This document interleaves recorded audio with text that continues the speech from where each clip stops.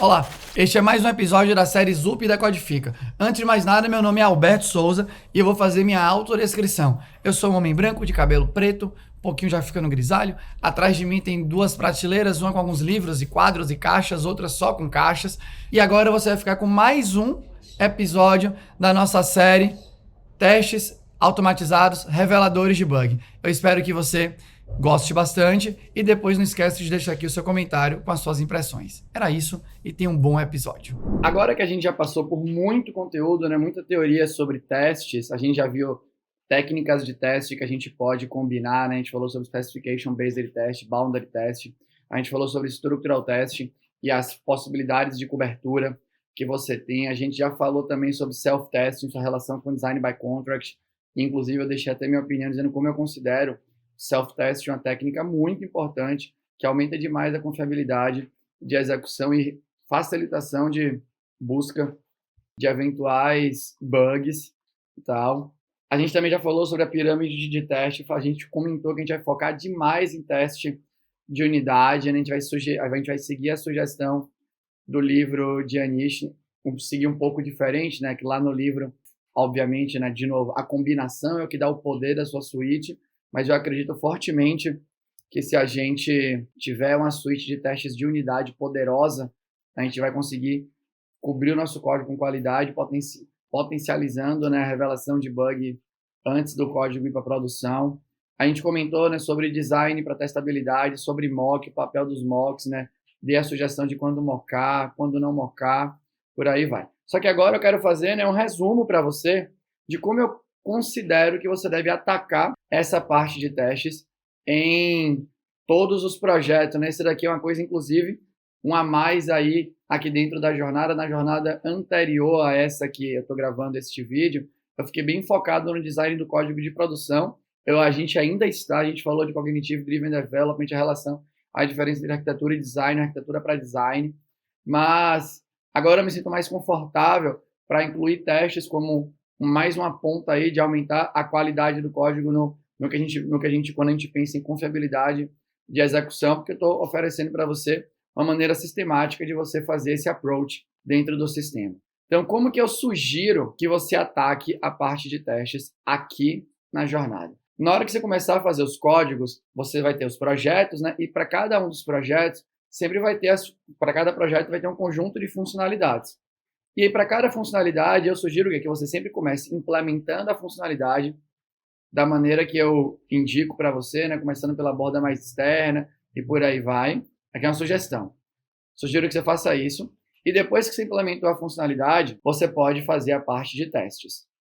Beleza? Então, essa é a minha sugestão para você. E aí, né, dito isso, como que eu acho que você pode cobrir o seu código? A gente, né, pensando em técnicas de código, Specification Based Test, Boundary Test, Structural Test e Self-Testing, a gente aqui na jornada vai usar o Specification Based Test, eu vou deixar mais como uma opção para você refletir sobre isso.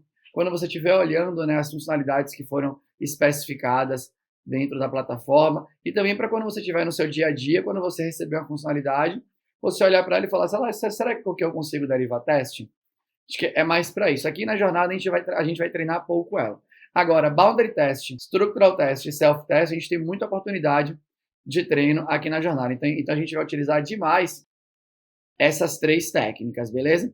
Para qual tipo de teste que a gente vai utilizar demais essas três técnicas? A gente vai apostar muito em teste de unidade. A gente tem que ficar fera. Muito bom, muito boa, né? De escrever teste de unidade. Levar essa sistematização para a sua equipe, para o seu trabalho, né? Disseminar isso e mostrar para a galera que já existe um jeito sistemático de escrever teste. Beleza? Inclusive, isso está à frente do que quando a gente fala em código de produção, né? Que a gente ainda não encontrou um jeito sistemático de escrever código de produção, mesmo tendo várias influências. Inclusive, né, o Cognitive Driven Development, o CDD, a gente entende, eu entendo, né, fico muito feliz com isso, que talvez seja a primeira forma ou que a gente tem na engenharia de software aí para sistematicamente controlar o aumento de complexidade, né? E mesmo que a implementação seja diferente, você sabe que a complexidade vai estar mitigada entre as unidades do seu código. Mas voltando para o teste, a gente vai focar muito em teste de unidade, ou seja, a gente está falando que a gente vai usar muita técnica de boundary test, structural test e self-testing, beleza? Self-testing fora do teste de unidade, né? Porque é para você testar o seu próprio código, pré-condição, pós-condição e tudo mais. Muito em teste de unidade. Quando a gente for olhar, né, como eu estou sugerindo para você fazer código depois, fazer teste depois que o código está escrito, então o structural test ganha mais relevância. Qual é o approach que eu sugiro para você aqui? Aqui tem uma coisa que é importante, né? Eu separei aqui uma imagem, né, que fala como a gente vai ter que olhar muito para o structural test, porque a minha sugestão para você é que escreva código teste pós-código escrito, é importante você decidir qual que é a estratégia que você vai utilizar. E eu vou deixar aqui a minha sugestão para você. De novo, a jornada é para você treinar. Eu tô deixando aqui as minhas sugestões que você pode levar em consideração ou não, mas o importante é que você vai estar treinando com todo esse conteúdo, te dando suporte aí. Então é o seguinte, ó, aqui no livro de Anish tem esse fluxozinho, né, que fala bastante sobre como que uma técnica de cobertura, né, um estilo de cobertura sobrepõe o outro. Então, qual que é a brincadeira? O mais básico é quando você pensa em, de novo, como a gente já falou, né, em cobertura por linha. Por quê? Porque você pode ter várias linhas, e dentro dessas linhas tem ifs ou fors, por exemplo, né, branches de código, e você pode decidir skipar a branch e testar a sua linha. E aí você tem, né, o conjunto maior que é, sempre quando eu for fazer teste, o meu foco vai ser branch ou condição, né? Aqui ainda separado. E aqui, né, é importante a definição, né? Teste por branch ou por condição, ele engloba teste por linha. Então, se você tem um método, vamos supor, imagina que você escolheu cobrir com testes utilizando, né, branch coverage ou condition coverage. E aí você tem esse código aqui, né? Esse código aqui, pensando em condição, né, e tudo mais, ele não tem essa condição escrita. A gente utiliza aqui uma implementação de condicional da própria linguagem, eu já falo sobre isso com você. Mas, mesmo sem ter uma condição escrita por nós aqui, né, mesmo assim, se você tivesse optado, né, por branch coverage, você cobriria aquele código com teste. Por quê? Porque branch coverage ou condition coverage engloba block line coverage, beleza? Então, é um englobando o outro. Aí a gente viu, né, putz, olhar só para branch ou só para condição separado não parece interessante. Então, você olha para branch mais condição, porque aí sim, né, você procura as combinações interessantes para conseguir cobrir. Mas quais são essas combinações? Aí você tem, né, branch mais condition vai cobrir branch e condition e necessariamente block line coverage.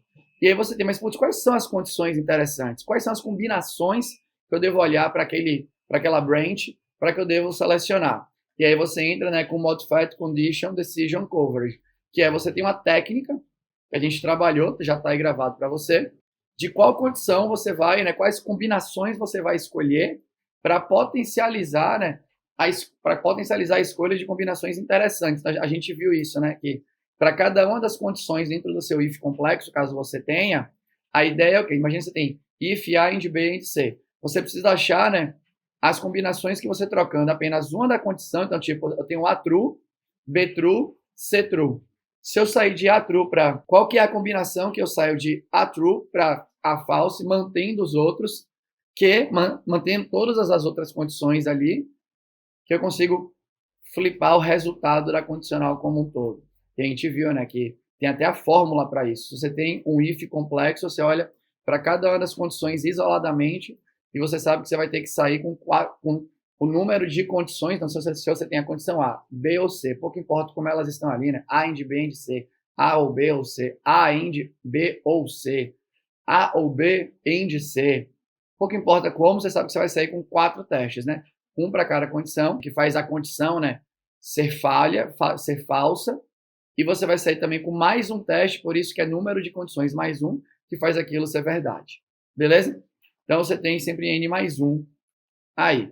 E aí você tem o suprassumo da parada, que é o path coverage, que é o que você tentaria exercitar todas as combinações. Inclusive, aqui no livro de Anish, é sugerido que você use o MCDC. Por quê? Porque você vai cobrir tudo que é branch de maneira inteligente, e automaticamente você vai estar cobrindo todas as linhas de código aí, né?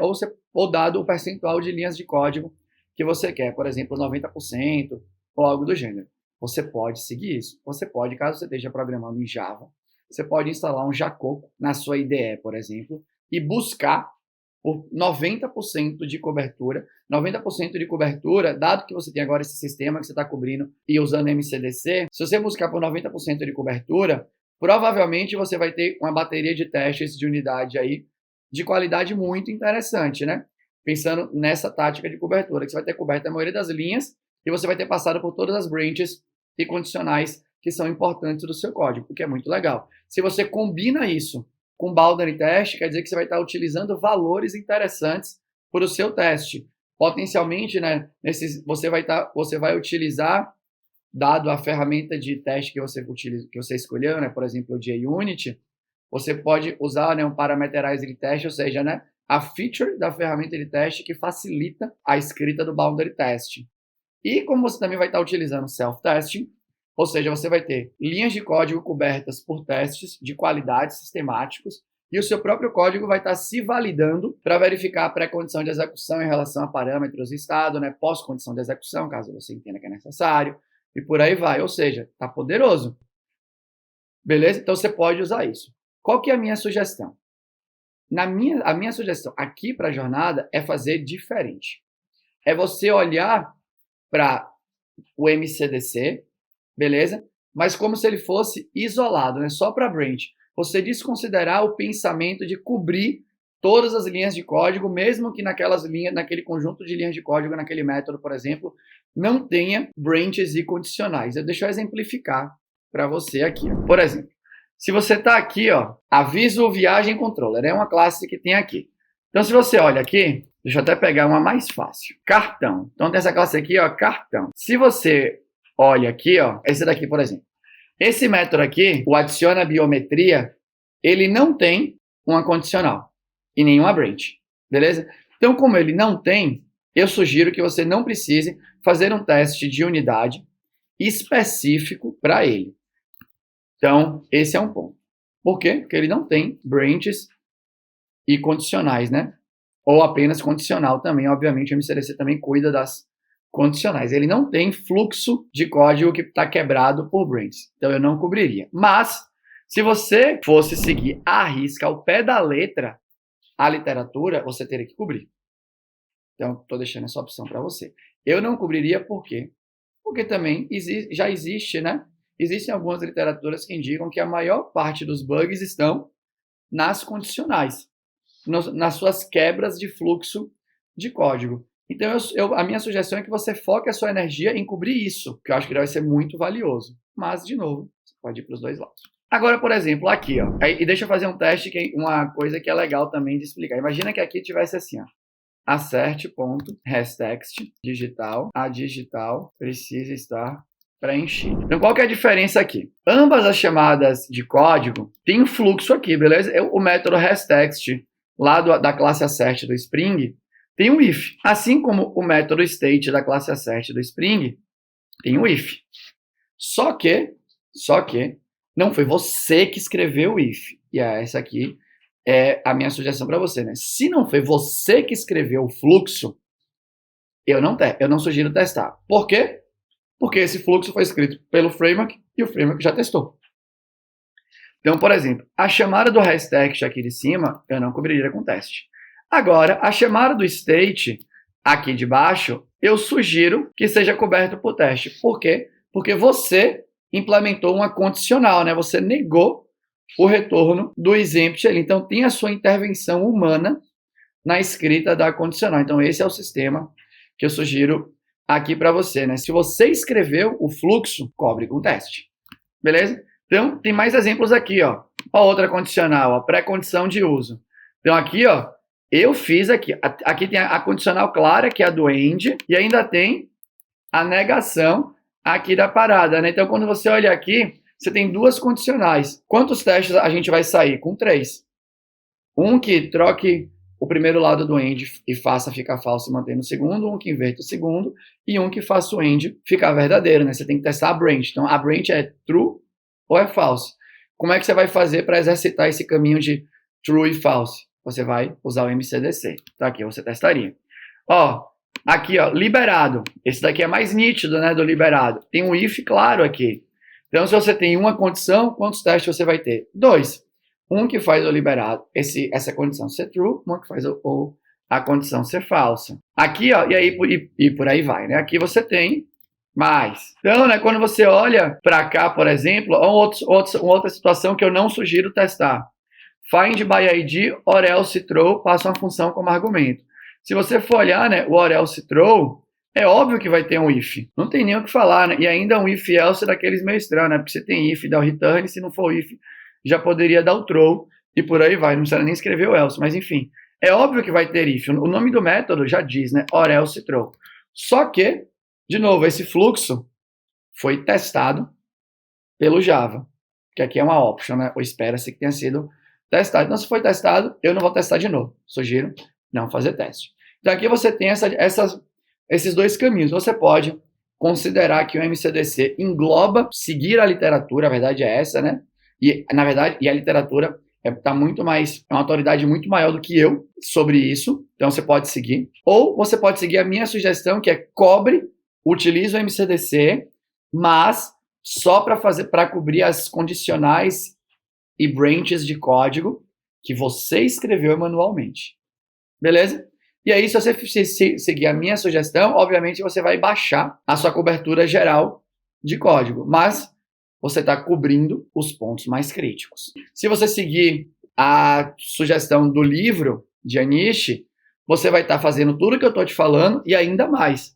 Ou seja, se os seus testes estão bem escritos, de novo, se você está sendo sistemática, obviamente, você vai estar ainda melhor, mas com esforço maior. E aí, né, o que fica muito para mim nesse momento é que eu não considero que esse delta, que essa diferença de melhoria de você cobrir com teste de unidade, fluxos que não têm branches e condicionais, é tão mais valoroso para a sua base.